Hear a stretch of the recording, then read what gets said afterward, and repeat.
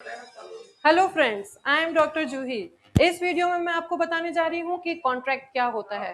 The law of contract एक बहुत ही important branch है बिजनेस और मर्केंटाइल लॉ में, या फिर हम कह सकते हैं कि सीए या सीएस में बहुत ही इंपॉर्टेंट सब्जेक्ट है। हम अपनी डेली लाइफ में कोई ना कोई किसी ना किसी तरह का कॉन्ट्रैक्ट करते हैं। जैसे हम कुछ ना कुछ गुड्स खरीदते हैं, सर्विसेज लेते हैं, तो हम नेचुरली कॉन्ट्रैक्ट्स में एंटर कर जाते हैं। जैसे आप ग्रोसरी स्टोर जा रहे हैं, ब्रेड ले रहे हैं, बटर ले रहे हैं, या हम कह सकते हैं कि journey tickets, entertainment tickets, etcetera. ये सभी इस तरह से गुड्स और सर्विसेज हैं जिन्हें हम खरीदते या बोरो करते हैं। तो हम डिफरेंट काइंड्स ऑफ कॉन्ट्रैक्ट में एंटर कर जाते हैं।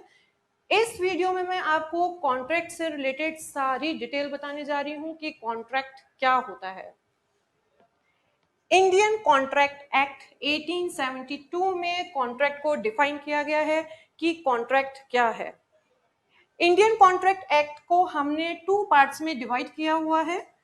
General principle of contract, special kind of contract. हमने जनरल प्रिंसिपल्स ऑफ कॉन्ट्रैक्ट को सेक्शन 1 to 75 में डिफाइन किया है, और special kind of contract section 124 to 238 में डिफाइन किया है। Special kinds of contract means bailment, agency से रिलेटेड कॉन्ट्रैक्ट या गारंटी से रिलेटेड कॉन्ट्रैक्ट। तो जितने भी इस तरह के कॉन्ट्रैक्ट है वो स्पेशल काइंड्स ऑफ कॉन्ट्रैक्ट में है। और जो जनरल प्रिंसिपल्स ऑफ कॉन्ट्रैक्ट है वो कॉन्ट्रैक्ट्स के बेसिक रूल्स के बारे में बता रहा है कि कॉन्ट्रैक्ट्स मेन होता क्या है, उससे related basic rules section 1 to 75 में बताया गया है। तो मैं आपको बता रही हूं कि कॉन्ट्रैक्ट की definition Indian contract act 1872। Contract की डेफिनेशन इंडियन कॉन्ट्रैक्ट एक्ट में सेक्शन 2 क्लॉज H में बताया गया है।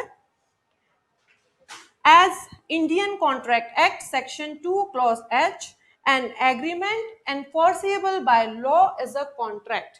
यानी एक ऐसा एग्रीमेंट जो कि enforceable by law, यानी जिसके अंदर जो पार्टीज हैं वो बाउंड हो जाती हैं लॉ द्वारा। तो जो लॉ द्वारा बाउंड हो जाती हैं या जिसके ब्रीच होने पर आप कोर्ट जा सकते हैं, उसमें उसे हम एनफोर्सेबल बाय लॉ। सब एग्रीमेंट एनफोर्सेबल बाय लॉ नहीं होते हैं, सिर्फ वही एग्रीमेंट एनफोर्सेबल बाय लॉ होते हैं जो कि जिसमें इंटेंशन लीगल होता है। अब बात उठती है, इसमें 2 एलिमेंट्स निकल के आ रहे हैं, an agreement and enforceable by law. An agreement को इंडियन कॉन्ट्रैक्ट एक्ट के सेक्शन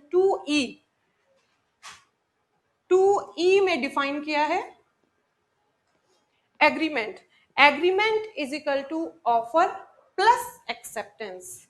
यानी एक कॉन्ट्रैक्ट जिसमें 2 या 2 से ज्यादा पार्टीज होती हैं, जब एक पार्टी दूसरी पार्टी को कोई ऑफर करता है और जो सेकंड पार्टी है उसे एक्सेप्ट कर लेता है, और उस एक्सेप्टेंस में कुछ ना कुछ कंसिडरेशन होता है। Consideration means something in return. इसे हम एक प्राइस के रूप में भी देख सकते हैं या फिर यूं कह सकते हैं कुछ के बदले। इसे मैं एज अ एग्जाम्पल आपको बताती हूँ।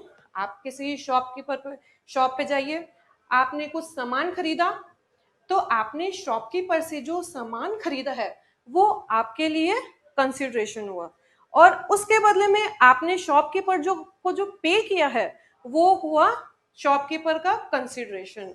तो एज समथिंग इन रिटर्न को हम कंसिडरेशन के रूप में देख सकते हैं। तो agreement is equal to offer plus acceptance plus consideration is equal to agreement. तो मैं इसको आप एक ऐसे डिफाइन, मैंने आपके लिए सामने एक चार्ट बनाया है जिसे आप अच्छे से कॉन्ट्रैक्ट को समझ सकते हैं। ऑफर, जब एक पार्टी दूसरी पार्टी को ऑफर करती है, या हम कह सकते हैं कि जब एक पार्टी दूसरी पार्टी को प्रपोजल देती है और जो दूसरी पार्टी है उस प्रपोजल को एक्सेप्ट कर लेती है।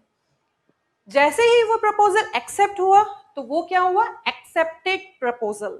एक्सेप्टेड प्रपोजल होने के बाद वो प्रॉमिस में कन्वर्ट हो जाएगा। प्रॉमिस में कन्वर्ट हुआ। कोई भी प्रॉमिस सिर्फ प्रपोजल नहीं होता है, एक्सेप्टेड प्रपोजल ही प्रॉमिस में चेंज होता है।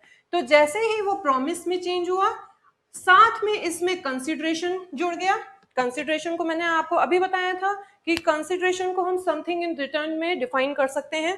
कंसिडरेशन जुड़ते ही वो एग्रीमेंट में कन्वर्ट हो गया, एग्रीमेंट में कन्वर्ट हुआ।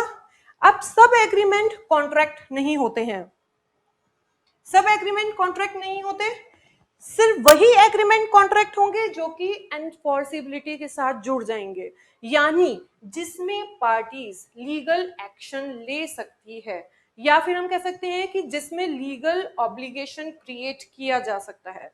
तो जहां लीगल ऑब्लिगेशन क्रिएट किया जाएगा जिस एग्रीमेंट में, वही एग्रीमेंट कॉन्ट्रैक्ट बदल जाएगा। तो इसे अब सिंपल तरीके से एक चार्ट के जरिए हम कॉन्ट्रैक्ट को बता सकते हैं। तो जब भी आपके सामने कॉन्ट्रैक्ट को डिफाइन करने का आए तो आप इस चार्ट के जरिए आप अच्छे से डिफाइन कर सकते हैं। तो इसी के साथ मेरा यह वीडियो यही खत्म होता है। Thank you.